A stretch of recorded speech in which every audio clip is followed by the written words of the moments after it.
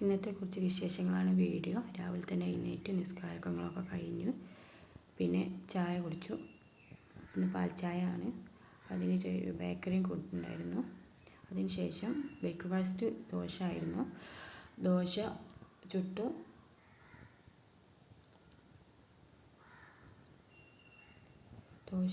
അതിന് ശേഷം എല്ലാ പാത്രങ്ങളൊക്കെ കഴുകിയിട്ടുണ്ടായിരുന്നു. പാത്രങ്ങളൊക്കെ കഴുകി അടുക്കള ക്ലീൻ ചെയ്തു.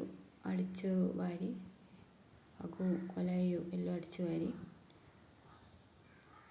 അതിന് ശേഷം മുറ്റവും അടിച്ചു വാരി. മുറ്റത്ത് പുല്ലുകളൊക്കെ ഉണ്ട്, അതൊക്കെ ക്ലീൻ ചെയ്ത്. അതിന് ശേഷം തുടക്കാനുണ്ടായിരുന്നു. അകവും കൊലായും എല്ലാം തുടച്ചു. കിച്ചണൊക്കെ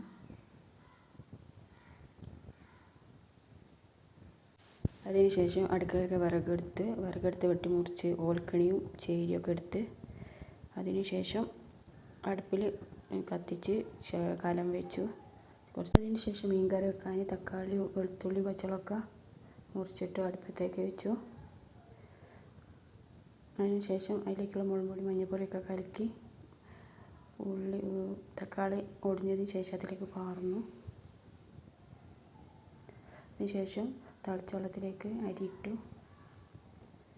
അതിനുശേഷം കറിയിലേക്ക് മീനിട്ട് അതിന് വേണ്ടിയിട്ട് അരപ്പ് റെഡിയാക്കാൻ വേണ്ടിയിട്ട് തേങ്ങയും ഉള്ളിയും രണ്ടും കൂടി അരിച്ചതിന് ശേഷം അതിലേക്ക് പാർന്ന് അരപ്പ് ഇളക്കി ഒന്ന് പതിപ്പിച്ചെടുത്തു. അതിനുശേഷം വെണ്ടയ്ക്കയും വല്ലുള്ളിയും മുറിച്ചിട്ട് ഉപ്പേരി വെച്ചു. പച്ചവെളിട്ട് അടുപ്പത്തേക്ക് ചട്ടി വെച്ച് വെളിച്ചെണ്ണ വാർന്ന് കടുകിട്ട് അതിന് ശേഷം അരിഞ്ഞു വെച്ചത് അടുപ്പത്തേക്ക് ഇട്ടു. അതിന് ശേഷം പാകത്തിന് ഉപ്പ് ഇട്ടെടുത്തു. ഒന്ന് വാട്ടിയെടുത്തിട്ട് മൂടി വെച്ചു.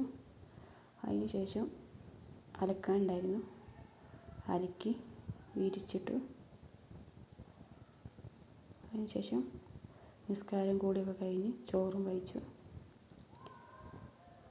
ചോറിനതിന് ശേഷം കുറേ ഇസ്തിരി ഇടാനുണ്ടായിരുന്നു, ഒക്കെ ഇസ്തിരി ഇട്ട് വെച്ചു. വൈകുന്നേരം ആയപ്പോൾ കാപ്പി കുടിക്കാൻ അടുക്കളയിലേക്ക് വന്നു. അതിലേക്ക് പാലിലേക്ക് ഏലക്കായും ചെറിയ ജീരകം ഇട്ടെടുത്തു. അതിന് ശേഷം തിളച്ചതിന് ശേഷം കാപ്പിപ്പൊടി ഇട്ടെടുത്തു. കാപ്പിക്കിന്ന് ബേക്കറിയാണുള്ളത്. കാപ്പി കുടിച്ചു.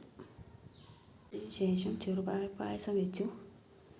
വേവിച്ച പയറും ഉരുക്കിയ ശർക്കരയൊക്കെ അടുപ്പത്തിട്ട് അതിന് ശേഷം ജീരകം പൊടിച്ച് അതിൽ ചേർത്തി പാകത്തിന് ഉപ്പും ഇട്ട് അതിന് ശേഷം തിളച്ചതിന് ശേഷം പാലും ഒഴിച്ച് പായസം റെഡിയാക്കി വെച്ചു.